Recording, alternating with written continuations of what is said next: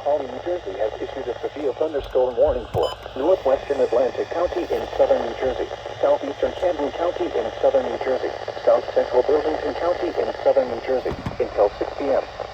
At 5:13 p.m., a severe thunderstorm was located over Hamilton, or 19 miles northeast of Island, moving northeast at 5 miles per hour.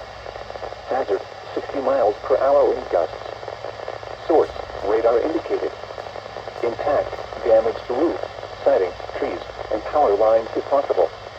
Locations impacted include Hamilton, Elwood, Magnolia, Atcham, Bethel, and Folsom. This includes Atlantic City Expressway between mile markers 24 and 30.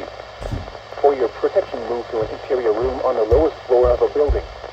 Repeating, a severe thunderstorm warning has been issued until 6 p.m. for the following counties in New Jersey: Atlantic, Burlington, and Camden.